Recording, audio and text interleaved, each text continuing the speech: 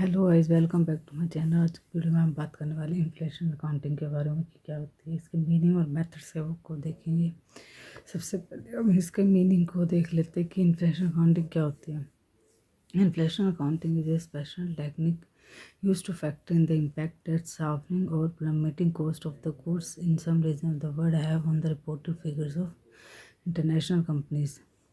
मतलब जो हमारा जो डाटा है उसके ऊपर जो हमारी बढ़ती हुई जो हमारी लागतें जो बढ़ती रहती है उसका जो कि उसका क्या प्रभाव पड़ रहा है उसको हम फैक्टर करके देखते हैं, और इसके अंदर हम प्राइस इंडेक्सेस का यूज़ करते हैं। उसके अकॉर्डिंग हम एडजस्ट करते हैं हमारी जो फाइनेंशियल स्टेटमेंट होती है, ताकि वो हमारी जो है फिर हमारी कॉस्ट अकाउंटिंग बेसिस पर नहीं रहती वो जो हमारी फाइनेंशियल स्टेटमेंट होती है, बल्कि वो जो हमारी फर्म की फाइनेंशियल पोजीशन है उसको अच्छे से प्रेजेंट करती है। इस वाले मेथड को हम प्राइस लेवल अकाउंटिंग के नाम से जानते हैं। उसके बाद हम बात करते हैं इसके मेथड्स के बारे में। सबसे पहला है हमारा करंट परचेजिंग पावर मेथड। इसके अंदर हम क्या करते हैं, जो हमारी परचेजिंग पावर है उसके हिसाब से मतलब हम एडजस्ट करते हैं हिस्टोरिकल जो कॉस्ट हमारी बैलेंस शीट के अंदर, उनको जनरल प्राइस इंडेक्स का यूज़ करके, ताकि वो जो हमारी करंट परचेजिंग पावर है उसको हम दिखा सकें।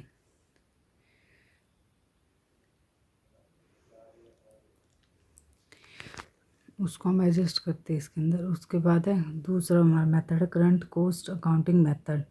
इसके अंदर हम क्या करते हैं कि जो हमारी एसेट और लाइबिलिटीज़ होती है उनको दोबारा से जो हमारी करंट रिप्लेसमेंट कॉस्ट है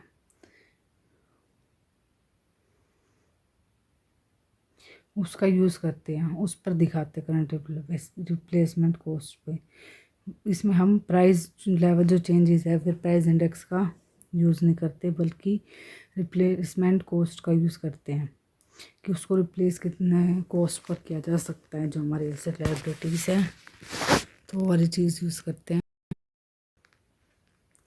सबसे पहले हम बात करेंगे करंट परचेजिंग पावर के फीचर्स और स्टेप्स के बारे में।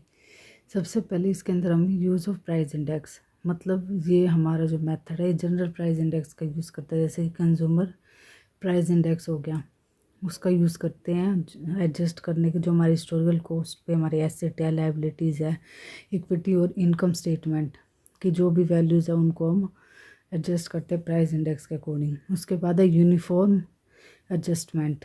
All items in the financial statement are adjusted uniformly using the same index ensuring consistency.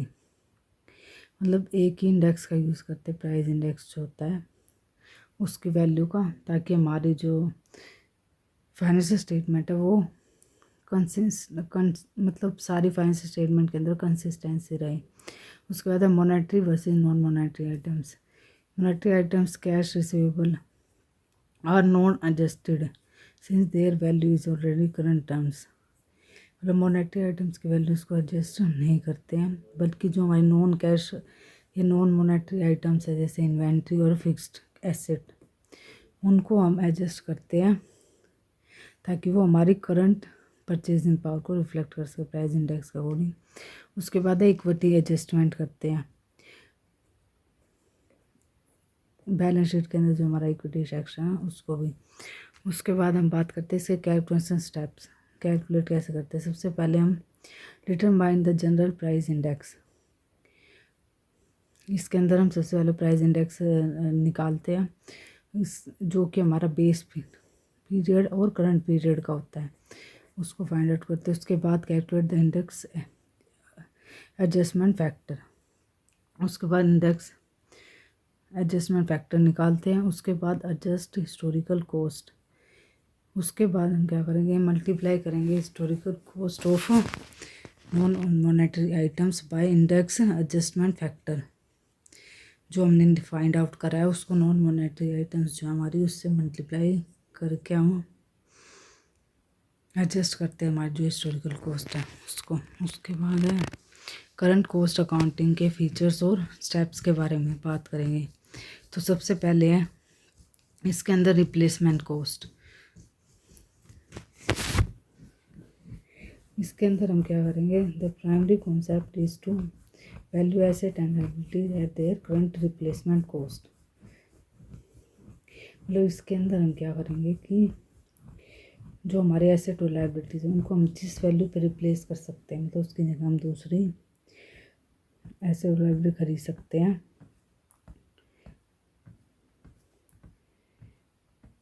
तो वो वाली कॉस्ट को ध्यान में रखते हैं इसके अंदर रिप्लेसमेंट कॉस्ट को। उसके बाद depreciation adjustment, the depreciation of fixed asset is recalculated based on replacement cost.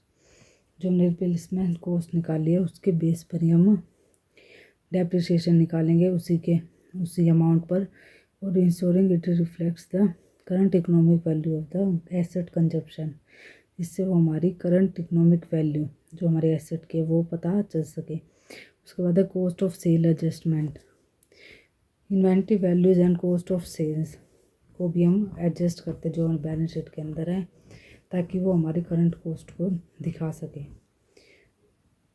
जिससे हमारे जो हमारी कॉस्ट है वो कम ना निकले और हमारे प्रॉफिट ज़्यादा शो ना हो, मतलब वो करंट वैल्यू पर ही मतलब सही प्रॉफिट्स हमें पता चले। उसके बाद है मॉनेटरी वर्किंग कैपिटल एडजस्टमेंट, उसके बाद हम वर्किंग कैपिटल के अंदर एडजस्टमेंट करते हैं। उसके बाद इसके कैलकुलेशन स्टेप्स के हम देख लेते हैं। सबसे पहले हम आइडेंटिफाई रिप्लेसमेंट कॉस्ट, इसके अंदर हम रिप्लेसमेंट कॉस्ट निकालेंगे, ऐसे लायबिलिटीज़ की वही वाला पॉइंट है। उसके बाद डेप्रिसिएशन एडजस्टमेंट करेंगे। उसके बाद adjust inventory and cost of goods sold, इसके अंदर हम वैल्यूज़ इनकी इन्वेंट्री और कॉस्ट ऑफ गुड्स सोल्ड की एडजस्ट करके फिर बैलेंस शीट के अंदर चेंज करेंगे, जो हमारी हिस्टोरिकल कॉस्ट पर है या फिर मतलब पहले की वैल्यू है उसको एडजस्ट करने के बाद, ताकि वो हमारी करंट कॉस्ट को शो कर सकें। तो यही था हमारा current cost accounting method. Thank you guys, यही वीडियो यहाँ तक थी।